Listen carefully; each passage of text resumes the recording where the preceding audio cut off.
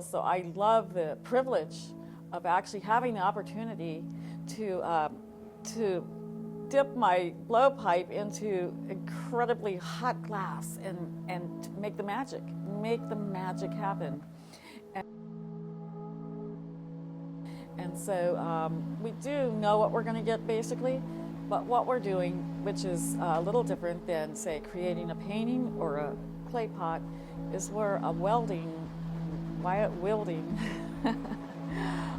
glass that's 2,000 degrees, and it's very heavy on the end of a 5-foot pipe. And we're harnessing that energy and that hot molten medium, and making it respond to our will with our bare hands, wet newspaper, on the 2,000 degree surface. So more or less, we have to have our design ready to go. We have to have things planned out. We know seconds make a difference, and we're not only making the piece, we're counting, we're timing, we're listening for the pitch of the glass, and we ding it on the metal table that we have our design on. We've just been waiting for that piece in the middle of the process, that design, waiting, because no time to design at that point. It's got to be ready to go. So once we take our last gather of crystal over our bubble, we're going to roll it into that design and let that spontaneity occur within boundaries of our design. So we're making choices at that moment, but we're also planning it out well before we begin. And that's halfway through. So we've got to that point that we're doing good, we got the design on, but we're still having to manipulate the glass, we're still having to stretch it. Gravity is everything. Fine little things that you do to the glass make a huge difference, and if you do make a mistake, then you spend a lot of time correcting, and hopefully the piece will come out.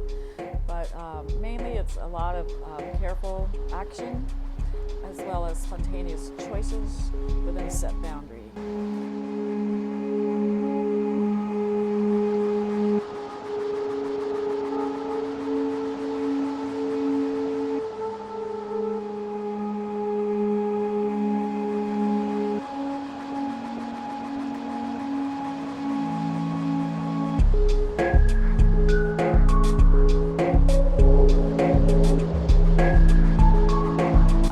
Giving a romantic story on our pieces. I call it romantic because I think it's almost a poetic expression in our glass.